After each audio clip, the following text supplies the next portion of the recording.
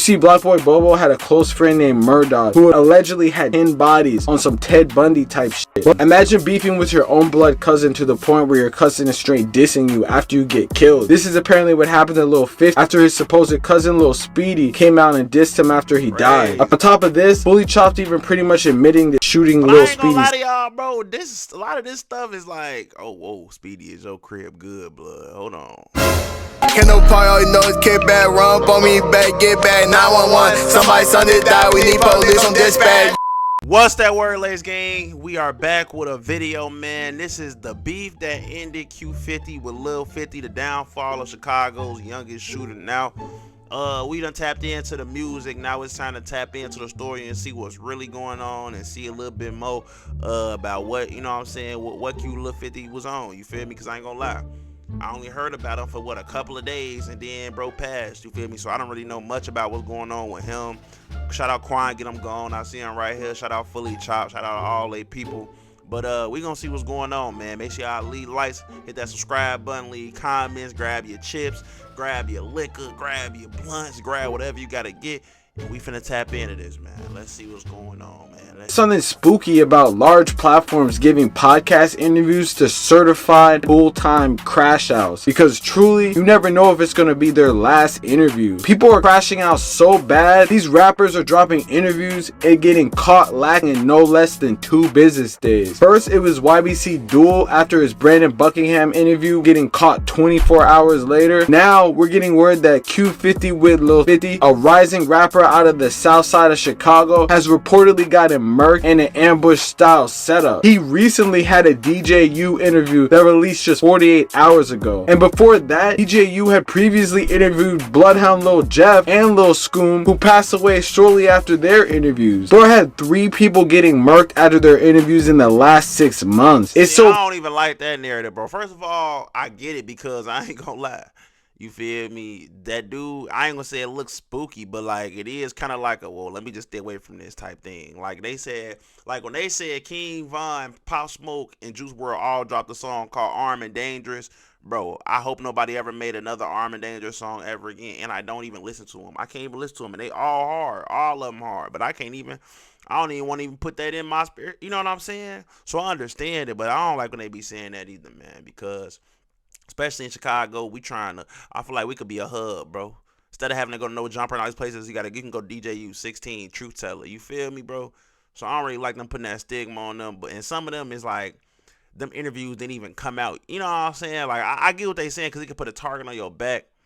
But bro, I don't want to say that. You know what I'm saying? I don't know. I just don't like that. I don't like that. Bad that after the last Q50wlil50 interview, people are saying that DJU's like platform is cursed. Bro, you know, like Couch is cursed, or it's his fault that these people are dying. Well, from the outside looking in, it could seem that way with the amount of dissing and gangbanging that goes on in that channel. Many of these people had real ties to the streets that would have probably either led them to jail or an early grave, which he makes sure to say every single time. And according to what I see online, y'all living a street life, okay? And y'all know, I'm sure y'all know by now, the 2 things that come with the street life, right? You a lot of young guys, and we've had several guys that, you know, left us this year. You feel me? This was a rough year for us, you know? Unfortunately for Lil 50, the grave caught up to him before the rap lifestyle ever did. And the beef that caused it was completely insane. From his sister calling out the person behind it and putting a 20K bounty on his head. That's 20K on somebody's head. I give y'all last 24 hours. I bet y'all whoever did whatever. She wow. Sis. You wild for this one. Saying it on live is crazy. But be killed. I'm done talking now. His own blood cousin trolling his death. There's too much to unpack right now, but we gotta get into this beef that took out a growing talent in the Chicago scene right now.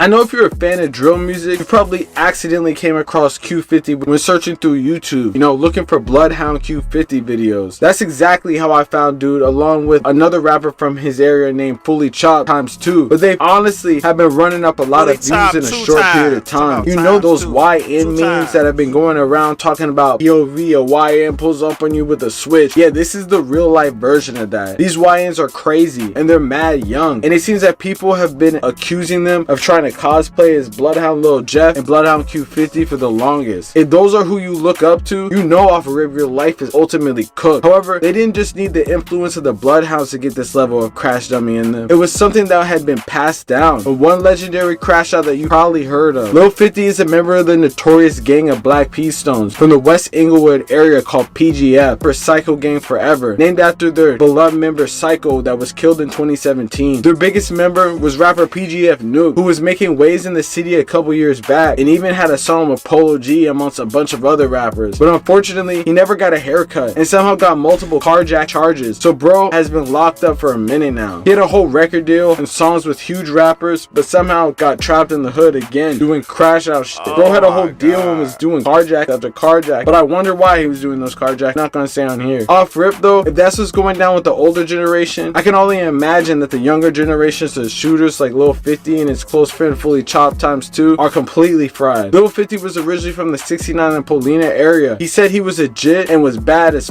back in the day and would go around stealing from the neighborhoods. Stealing about back in the day, he's only 15, bro.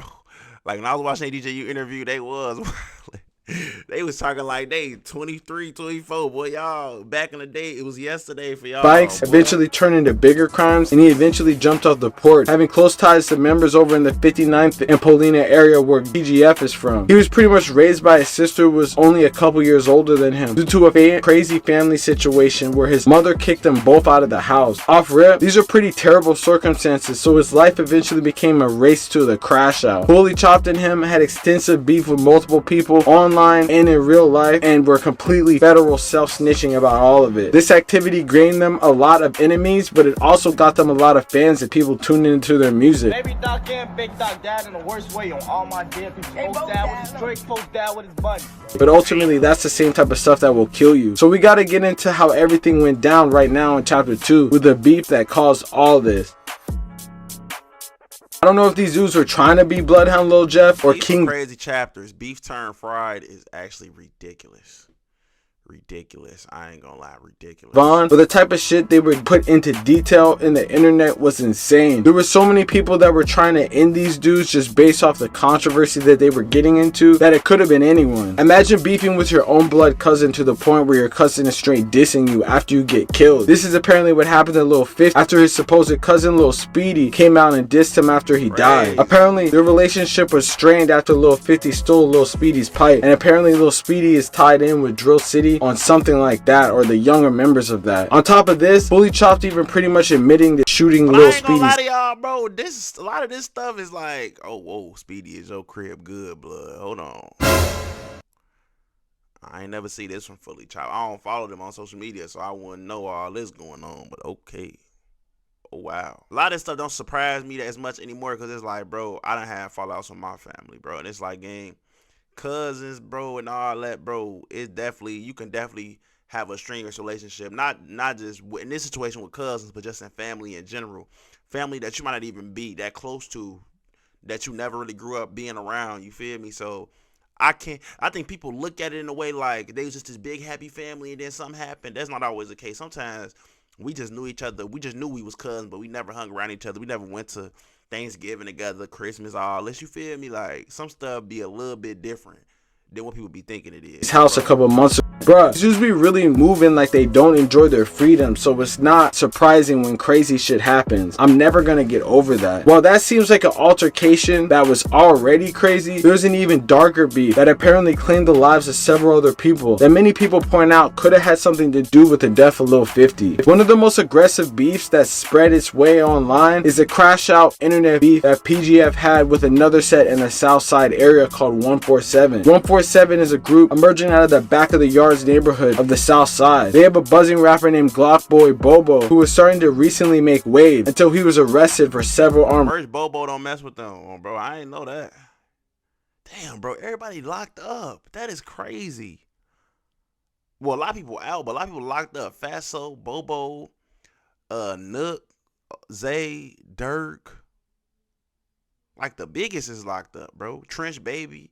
lot of people just locked up, bro. Robberies. I mean, pretty much in all his music talks about armed robberies to the fullest, so I guess it makes sense that bro got arrested for multiple armed robberies, but he pretty much got cooked. While he's on the older side, like 27, 28, it seems that the younger members of 147 have been caught in a brutal war with the younger members of PGF that resulted in someone close to Black Boy Bobo getting killed. You see, Black Boy Bobo had a close friend named Murdoch who allegedly had 10 bodies on some Ted Bundy type shit. Murdoch was killed in a revenge shooting back in 2022 when he was out walking his dog. However, his younger brother Baby Drake, aka Baby Doc, had close ties to the gang and 147 in general. However, things went too far one day a couple months ago, and the relationship between these two gangs would forever get even worse. It's not really sure what caused the beef with PGF, but it seems like due to the close proximity of these gangs, they've been beefing for a number of years over territory and get backs and all type of things that gangs could just be having problems with. Black Boy Bobo, like I said before, was arrested on an armed robbery just a couple days before a tragedy would strike on the brother of his best friend. Due to the fact they never released the names of the victims because they were so young, it's hard to tell if this scene is the one where Baby Doc died, but it seems like it could be when you line up the timing. 15-year-old boy is critically hurt in a shooting in West Inglewood. Chicago police say the teen was standing on the sidewalk near 57th and Walcott right by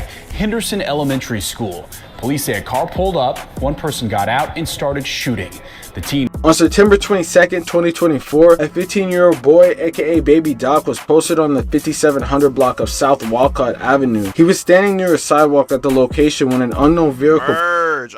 They said I think they talking about. Oh wait. Oh, they are talking about the same person. Okay. Pulled up, and at least one person from the inside got out and began shooting at him, police said. They hit him multiple times in the legs, but the car was able to get away. When the police arrived, it was too late, and he bled out from his injuries. Not too long after this, members of PGF took to social media and had been dissing this guy Doc repeatedly. Fully Chopped posted switches and guns, pretty much saying that he had something to do with it, you know, making everyone's job easier. Just because these dudes claim it though doesn't mean that they actually could have been, because obviously there's so many gangs in Chicago. It could have been anyone, but he was hardcore saying it that they had something to do with it. While the PGF shorties were making sure to go crazy online and claim this shooting, an ominous interview was set the scene for an eventual get back just a month later that we'll get into right now in the final chapter, the Kurt's Couch.